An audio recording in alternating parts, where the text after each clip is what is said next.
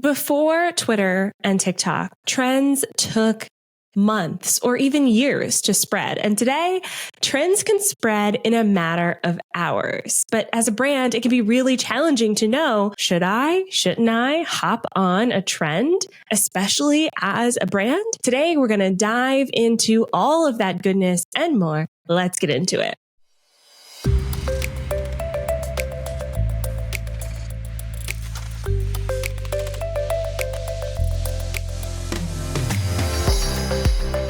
Welcome to the Savvy Social Podcast, the show that blends stories and strategies to help businesses create engaged and profitable online communities using the unique power of social media.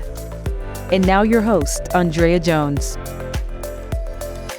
Today's episode is brought to you by Riverside.fm. It is the online virtual recording studio we use to host this podcast that you're listening to right now. Check it out for yourself by going to Riverside.fm. Use the code DREA and you will get 15% off any of their plans. That's 15% off any of those plans. The code is DREA, DREA, and I've got a special link in the show notes for you. Riverside is amazing. I love using it personally. And I only would recommend it if I'm using it personally. So there you go. All right, let's hop into this conversation about trends and pop culture and how it relates to brands. But first, we kind of got to start off with the history of trends and kind of dive into the historical perspective of using pop culture in marketing. So pre-social media, we had things like television ads and radio ads and print media. And those media sources would oftentimes use celebrities to showcase their brands. They would lean on the personal brands, essentially, of other people to advertise their products. We have all sorts of things from the cinema. I remember... So movies. I remember when Napoleon Dynamite came out when I was in grade school, and my whole class was quoting it back and forth to each other. But you only knew what those quotes were if you went and saw the movie.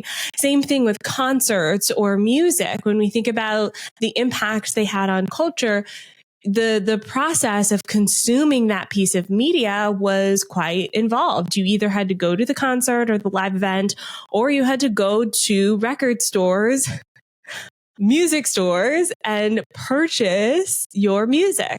I distinctly remember doing that as a kid, going into pick out my favorite CDs.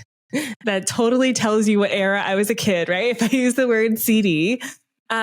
We would go to the store and we would pick out our favorite ones. They had these little sections where you could listen to the song. So sometimes we would literally just go and hang out and listen to music in the store. Wild times.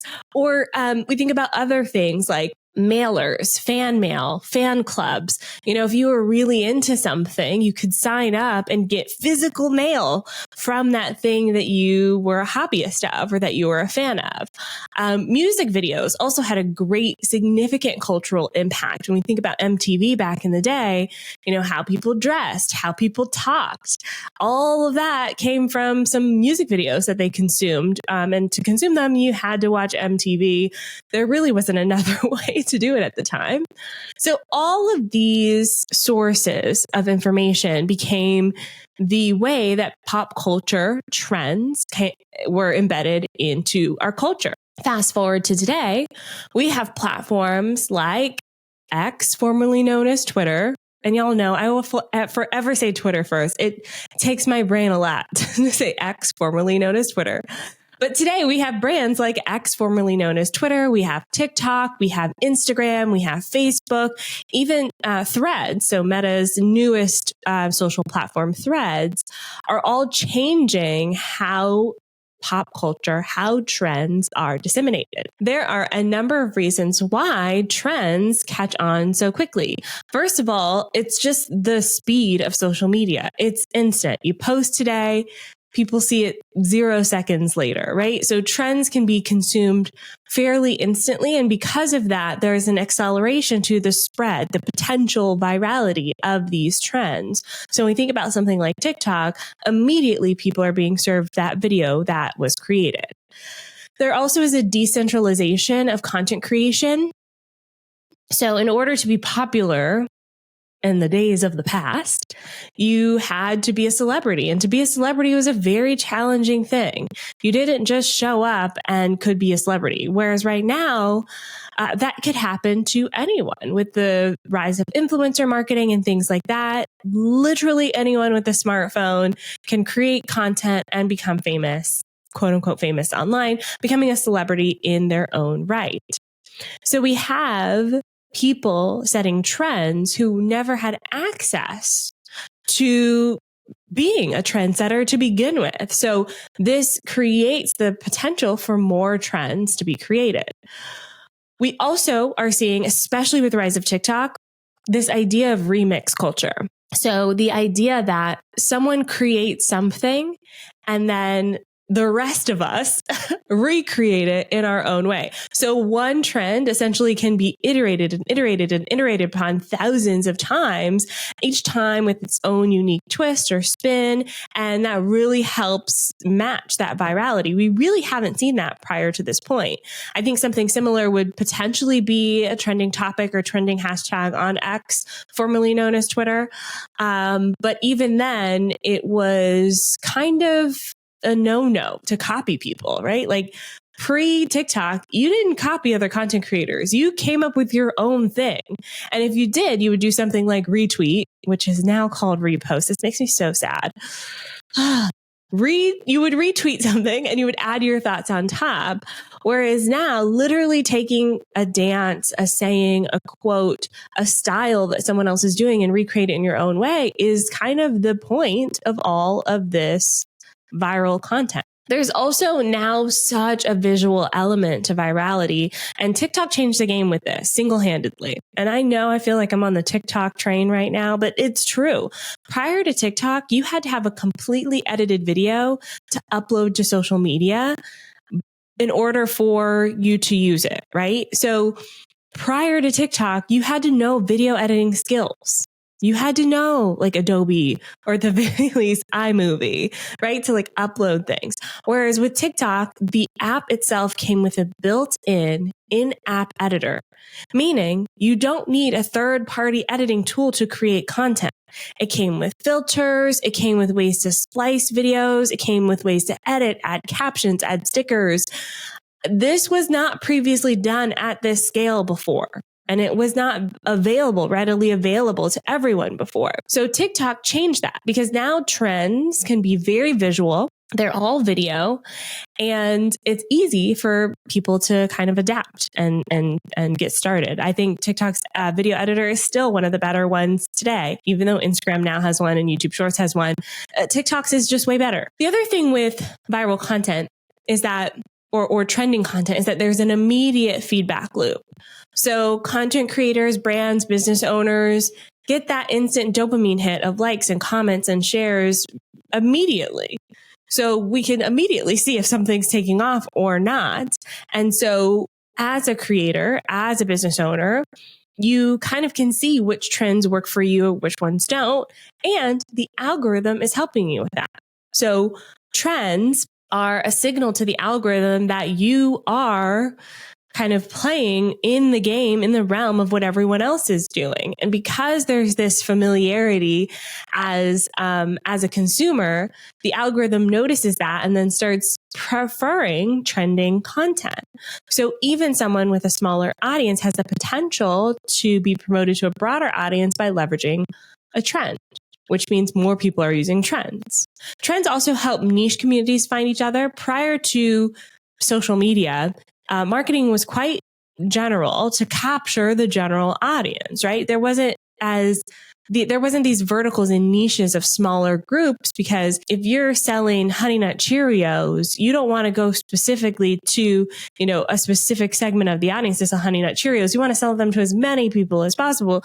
So you're using very broad marketing techniques to sell those. Whereas now, with the power of social media, we get super specific into those niche communities. One that I'm in, that I am so loving right now, is spicy book talk. I like a little romance novel that's kind of raunchy. It is such a small subsection of people in the grand scheme of the world. even though romance novels are still like the top selling novel, let's not get into that conversation right now. But this is not something that was widely marketed to me specifically before, but because of my preferences and how I use TikTok picked up that I liked those videos and now keep showing them to me. And now I'm in this beautiful niche community that I would have never found before. Because of all of this, though, there is a decrease in the lifespan of trends. So trends used to last a lot longer. That's why we have such distinct styles to decades. When we think about the 70s, we think about the 80s, we think about the 90s, even the early 2000s. There's a very distinct cultural reset for a lot of those decades. And I think it's going to be harder because of how quickly trends rise and fall with the power of social media. So trends that used to last years may only last months now, and trends that used to last months may only last minutes now. So it'll be interesting to see how that impacts the state of things. But outside of that, some of this pop culture and trending content and kind of the power of social media has broken down barriers with celebrities and influencers. So as a layperson, I can comment on a celebrity's post and maybe get a comment back. For instance, I'm really loving Snoop Dogg's LinkedIn right now. If y'all haven't seen it, it is fascinating. He is doing a great job over there as a personal brand. And then even now, when we think about how users use social media, and the reason why I'm making this podcast is like, you don't have to be a celebrity to leverage trending content. Brands, entities can leverage trending content, memes, challenges, hashtags, and kind of jump in and create their own content as an entity. Okay. So you don't have to be a personal brand to jump in on these things. You can be a collective. So all of that historical context is super important when we think about trends, because it goes into how, as businesses, brands, personal brands, content creators, how we're leveraging trends today. But let's kind of define, like, what is a trend? So in order for something to be trendy, it kind of has to have the potential to be repeatable and adaptable. Okay, so when something is a trend, it's something that needs to be repeatable or adaptable. It can't be too specific that other people can't repeat it or adapt it, but it needs to be something that that segment of the audience understands enough to kind of clone it into their own life, into their own business, into their own brand. Okay. So when we think about this idea of remix culture that we're in right now, the whole point of these trends typically is that other people are jumping in on them, which leads to viral sharing and engagement. In order for it to be a trend, one of the leading indicators of this is super high levels of engagement and people sharing it. So my husband and I, we have one of our love languages is to share TikToks back and forth, right? We see a TikTok, we share it. He sees a TikTok, he shares it with me. So you may have this going on with someone in your life where you like them, you send them something that you think will make them laugh, okay? That you think they will enjoy. This is part of trending content. It's shareable. It also has to have some sort of cultural or social relevance in order to be a trend. So it could be a cultural event. So it doesn't have to be funny. A lot of people think trends are just dancing or memes. Some trending content can be serious too. At the time of recording this, there was a recent announcement of the war between Israel and Palestine and the atrocities that are happening over there. That is trending content. It is a culturally relevant moment that has a lot of significant impact on how people are navigating their world.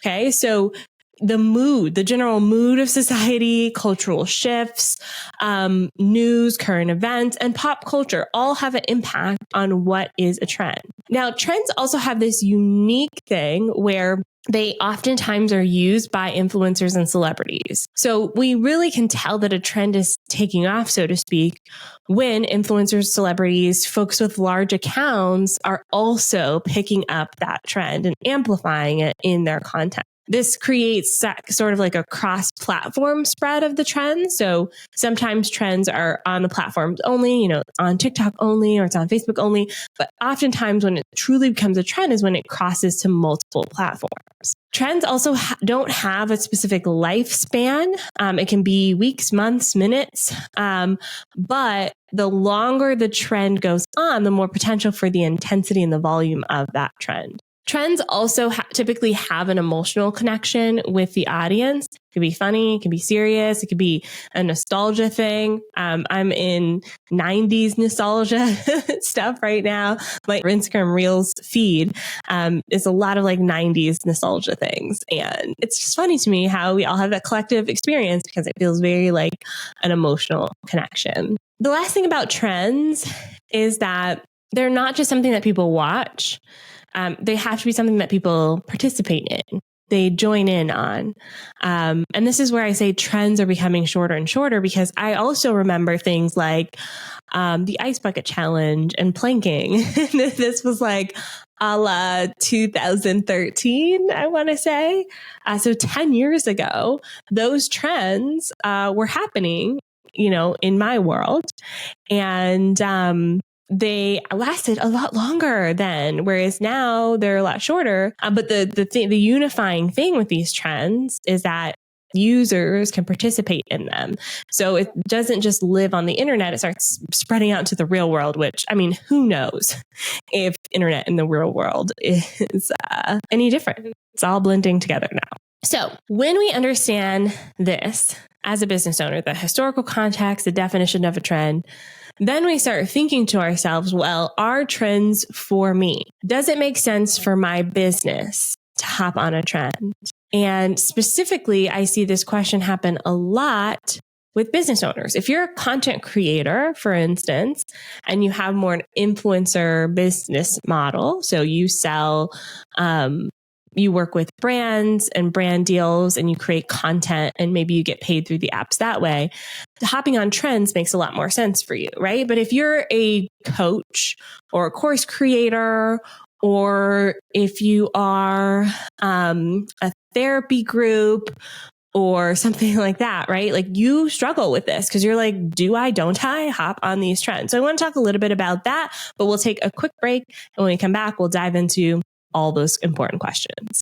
If you're tired of always feeling like you're starting from scratch with your marketing content, spending so much time for something that just is gone in a snap, I have the best solution for you. It is called the Digital Brain Power Pack, our brand new resource for online business owners. And it's designed so that you don't have any more one-hit wonders. You get to store all of your best content in your very own custom created digital vault. So you can repurpose elegantly and you can say goodbye to the never ending desire or need we feel to create completely custom content on social media. Grab the Digital Brain Power Pack today for only $17. And your past content is pure gold. So with this Digital Brain, we are going to mine that content for the gold that it is, shine it up, repackage it, rejuvenate it, and make it feel brand new again, even though you're posting old content on social media. Okay, so what does the Digital Brain Power Pack come with? It comes with our Digital Brain training, so you can really kickstart your journey, know where to start, how to update it. It comes with the ready-to-use template in Airtable, which is my tool of choice when it comes to building out digital brains. It comes with real life examples so you can see digital brains in the wild. And yes, you'll get to peek at my own digital brain. Sneaky, sneaky. And if you are an agency or social media manager, I have a mini training for you in there on how to do this for your clients. So if you are ready to take your content past, present, future to the next level, give that endless hustle the boot and embrace your brilliance, the things you've already created. Again, $17. The link is onlinedrea.com/digital-brain, but y'all know the best link is in the show notes. Click it there. I'll see you there. All right. So should you or shouldn't you hop on a trend? But let's talk about the perks of hopping on a trend as a brand, and then we'll talk about the dangers as well. So trends can be great for brands, and I am pro trend. Right? I like a good trend because they increase visibility and they instantly boost your engagement. Remember how I said the algorithm likes trends? Mr. Al's out here trying to match your trend to what everyone else is consuming. All of that beautifulness gives you more brand awareness in your business. So that's more people can potentially see what you have to offer. You're connecting with new people too. When we think about how TikTok's algorithm works and how Instagram Reels goes out to mostly people who don't follow you, all of this is new people who've never heard of you before. And so we have the opportunity to have that billboard effect or that television ad effect, that radio effect, because it's going out to new users. Whereas prior to this, social media was very much a contained, connection-based platform. So if I wanted to connect with a brand, I'd have to go to, say, Sephora's Instagram and click connect with them or follow them in order to see their content. Otherwise, I probably wouldn't see Sephora's content in my feed. Now, I can, unbeknownst to me, stumble across Sephora in my feed, just as an example, and consume their content and go, hey, this is for me, and click follow right from there. That really wasn't the way social media worked before. So it gives you this opportunity to connect with new audiences. And this is how a lot of social media algorithms are working today. They are discovery based, meaning they're expecting their consumers to find and enjoy new content. So when your content, your posts, your videos are enjoyable, then they will show up in the feed. This positions you as a leader in your space because people will find, enjoy, like your content, follow you, dive into your world, get curious. And even with your current followers, it'll show that you are relevant and that you share interests with them. Okay. So with your position here, it's the ability to connect in a way that really wasn't there before. You know, businesses were pretty serious on social, and the ones that weren't were making quite a splash. I think about Taco Bell back in the day on their Twitter, X, formerly known as Twitter. I know. When I think about Taco Bell on Twitter, it was funny. It was irreverent. It was, something that was interesting because it was so different. Fast forward to today, and brands that are not interesting or different are kind of stale, and people don't really see the need to follow them as much as the brands that are interesting and different. So those are all the values that trending content can add to your brand, but trending content isn't everything. Okay. So there are some dangers in going with trends. Number one, if you do trends too much, if you're all trends all day, you lose authenticity. You lose that je ne sais quoi that makes you you, and you kind of come off as shallow. So especially with a lot of the businesses that I work with, they tend to deal with more serious content pieces. So I work a lot with coaches and therapists and thought leaders, people who are, really encouraging their audience to change their life in some sort of way. When we're doing too many trends, it can come across as too silly. Okay. So there's a danger in trends because it feels too inauthentic. It feels too silly. It feels like you're trying too hard. Also, if you choose a trend that's completely off brand, you can alienate your audience. When we choose trends that are so unaligned with what we stand for, we can cross a line and make people feel uncomfortable about our brand, which is the opposite effect, right? We want people to feel like we know them, like we see them, like we get them. And sometimes trends don't have that effect. If you hop on a trend without fully understanding it, or if you hop on a trend because you feel like you should, in quotes, then your audience can feel like, oh, I don't think this is the right business for me, or this is the right brand for me. I don't feel comfortable investing with that. Okay. So those are some of the damages that trends can have. Ultimately, it requires a balance. So balance is so key when you're thinking about peppering in trends into your business model. Typically, I recommend about 90% of your content not be trends, right? So 90% or more of your content should be your core content, your core message, your core beliefs. And 10% can be trends. And when I'm saying trends in this sense, I mean straight up the remix culture. You're using a sound on TikTok. You're posting a meme. You're talking about something that's happening in the world, right? 10% of your content can be that. The other 90% should be your core content. However, I do like taking an infused approach to building that sort of camaraderie with your audience, adding in references that they can relate to. So for example, in a lot of my content, I do reference things that are going on in the world. I reference things in pop culture without that being the main focus of the post, right? I'm not creating a post all about a trend, but I'm peppering them in to build relatability with my audience. And honestly, it's just how I talk.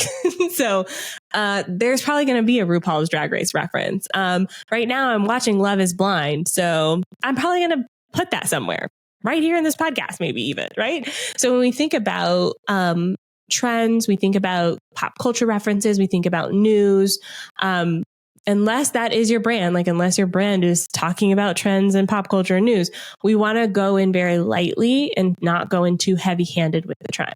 Because I want to talk a little bit about authenticity here. I know it's a buzzword, authenticity. Oh, we hear it all the time, but it's super important, especially as personal brands. So if you're the face of your business, we don't really want to be a trend chaser. And even if you're not the face of your business, there's a delicate way to go about this. But it does depend on a few things. It depends on your audience and it depends on your value. So we'll talk about that in a minute. But if you want to maintain authenticity, I highly recommend fully understanding your audience.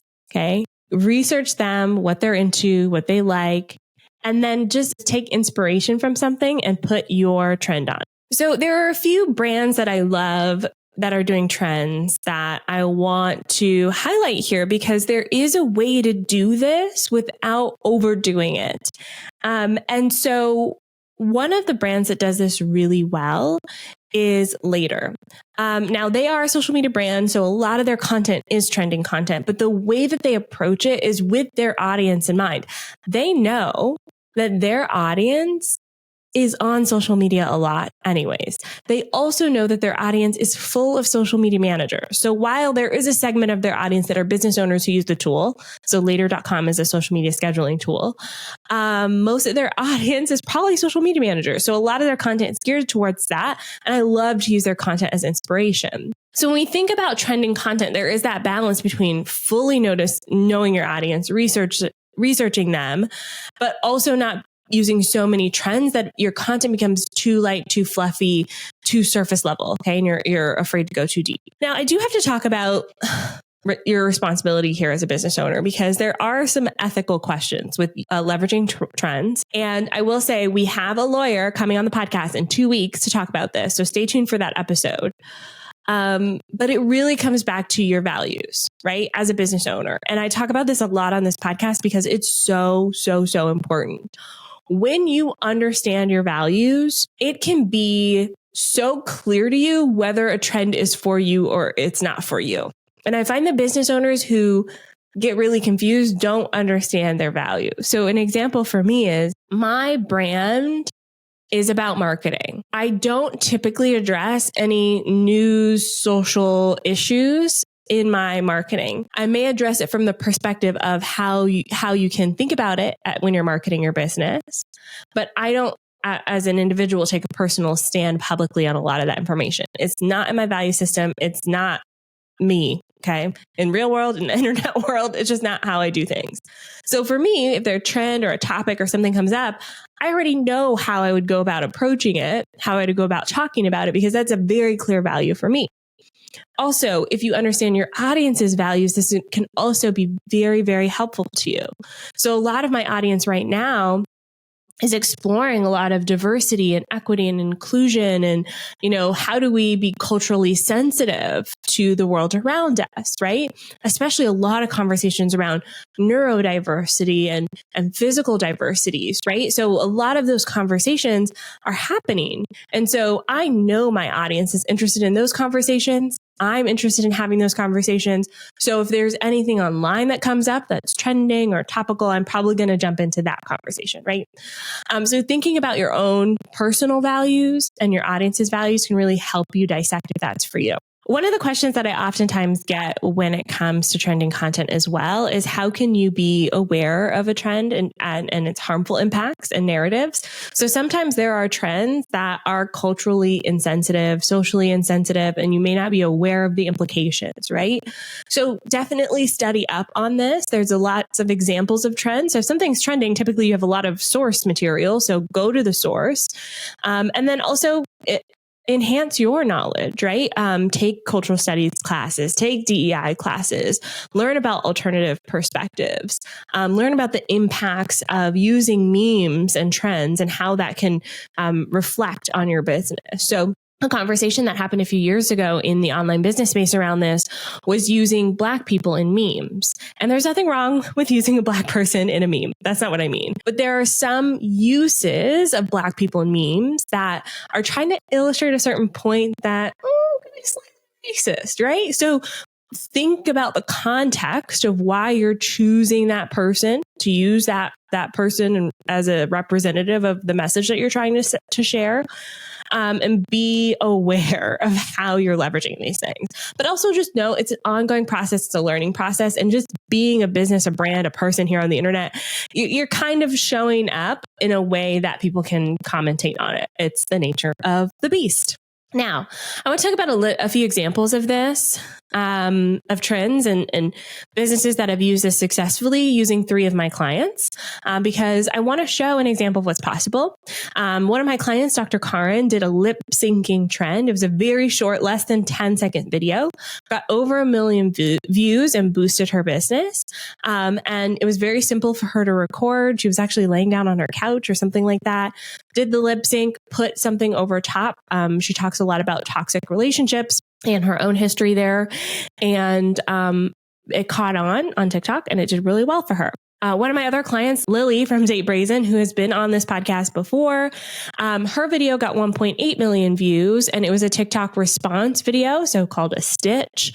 That's called a remix on Instagram, where you take someone's video, 5-second clip of it, and you respond to it, similar to retweeting, right? Reposting. So she did that and her video took off as well because she was adding to the conversation there and did really well for her. Most recent example is Linda Talaferro, my client on Instagram, did a response to something happening in the news. And I love Linda's example because it's not funny or lip syncy or dancey. It's very serious. There's a tennis player, Coco, who was having a bit of controversy, and Linda took that clip and did a response video and talked about how it relates to gaslighting in the workplace, which is her topic, what she talks about, and 70,000 views, right? So that video kind of took off. So trending content can absolutely work for your brand. Those are 3 examples of businesses that it has worked for. But beware, hopping on trending content can have damage to your brand, especially if it's not aligned with your values, it's not aligned with your identity, it's not done well. Like there's some brands where it's like cringy, like it feels like the brand's trying too hard, and that sometimes comes with, you're trying to make it too much like an ad, it's too much like I'm doing this so you can buy my stuff, or you're hopping on a trend way too late, or you're hopping on a trend that's just overdone at that point. And then also it just comes across as like you don't understand the internet, or you don't understand social media, you don't understand your audience, and you're trying too hard to go viral, right? And so all of those things can have a negative impact on brands as well. So as you're going through and considering whether trending pop cultural content is for you, I want to talk a little bit about analytics and how to track this, and then the future and how to stay on top of things. So when we think about the role of tracking in social media in general, is just very challenging, right? So we have complex buyer's journeys. People, see it on one device, like their phone, and they're looking at their email on their desktop, and then they're scrolling through social media on their iPad later. It's very complicated. And then to add to that, there's lots of privacy laws now about how we can collect and track people's data, so we don't have all of that information. There's also limitations on the platform's own internal insights. So I think about a platform like Threads right now has no analytics. I have no idea if people are clicking on my links or not from there. It's just their internal analytics system is non-existent. We also have very long customer journeys as well on social media. So typically, the average person on social media doesn't buy the first time they see something. And this happens with any sort of advertising. There's actually way more tracking now with social than there was back in the day, right? I used the Honey Nut Cheerios example earlier. When that Honey Nut Cheerios ad comes out in the newspaper or it's on the TV, they can't really track exactly how many people saw it. They can't track exactly how many people clipped it out to use it for later. They can't track how many people went and bought that product after seeing the ad, right? So we have more tracking now with social media, but it's still very limited. And then also there's a huge overemphasis on vanity metrics when it comes to trending content and pop culture content. It gets likes, it gets comments, but I want you to dig deeper. So when you're thinking about analytics, I want you to look at audience growth, but in context. Okay. Your audience growth should be happening in tandem with growth in other areas of your business. If it's not, this is a vanity metric, my friend. So as your audience grows, you should see your sales growing. As your audience grows, you should see your email newsletter list growing. As your audience grows, you should be seeing those other levers in your business growing. Visits to your website, people signing up for discovery calls. You should see all of that growing in tandem. If it's not, this may be a vanity play. Also look at hidden metrics. I love hidden metrics because like we talked about before with trends, trending content is a lot about sharing. It's a lot about sharing. And so if people are sharing, you got to dig deeper to see those numbers. Usually they don't just pop up right when you look at your post. So dig deeper in your analytics, look at shares, look at saves. That will really tell you the impact of your post. And then also look at off-platform communication. Most of my conversions, even though I'm a social media marketer, most of my conversions happen in my email. Okay. So people buy my products. They sign up for my things by visiting my email, to some degree by going to my website. Not a lot of people buy something directly from social media from me. Okay. It does happen sometimes. In fact, right now, Instagram stories is on fire for that with that link tap in Instagram stories. But most people, they sign up for my email list and then they're in my world for a while. Then they buy from me. Okay. So you've got to kind of know that about your business. So with all that in mind, what does this mean for you in the future of social media, the future of your business? I think the good news is that there is not a huge emphasis on trends in pop culture content, especially the types of trends that are easily identified as a trend. I'm talking a trending sound on TikTok or Instagram. I'm talking a meme. Okay. While they have their importance, remember that most of your content is probably not going to be a trend. So don't worry about it. The second thing is that one of my predictions is that there's just in general going to be a de-emphasis on trending content, specifically in the algorithm. I'll talk more about this in my trending 2024 predictions episode.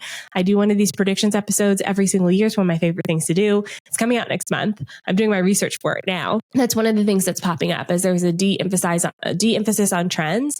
And this just happens from the niche down communities that we're seeing on social media. So don't listen to this episode and feel like you have to go all in on trends, but find a way to layer them in a way that feels good for you. And knowing your audience is still the key to all of this, right? What media are they consuming? What references will they understand from their past life? Who are their icons? Who do they look up to? I can make a reference to going shopping for CDs in the 90s because most of my audience is older than 35 years old, right? I'm not talking to Gen Z here. Y'all get it, right? So I don't have to explain what a CD is, right? So I know my audience, I know me and my references. So that's how I use kind of trending pop culture references. Now, how do we stay on top of all of this? Either you need to be on the internet all the time, which, it's not possible, but we have a business to run here. But if you are a TikTok fanatic like me, you're probably going to find a lot of trends. Right now, a lot of trends are starting on TikTok. So that is the place to find trends, though it is dominated by Gen Z content right now. But that's okay. There's still some ways to find trends. Or you can find yourself someone who's a trend hunter like myself. This episode is not a setup for this at all, I promise, but I do have a trend product. It's called Trend Savvy. If you're interested in it, it's on my website. on my everything page, onlinedrea.com/everything. It's called Trend Savvy. If you sign up for it, I send a weekly trend report.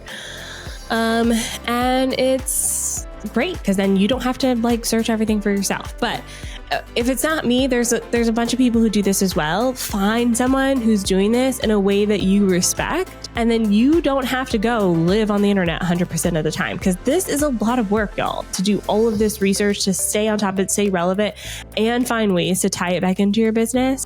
Unless you're a content creator full-time or an influencer, it's not possible for a lot of us. So get support with that. All right, that's all for this episode. Thanks for hanging out with me. I'll be back at you with another episode soon. Bye for now.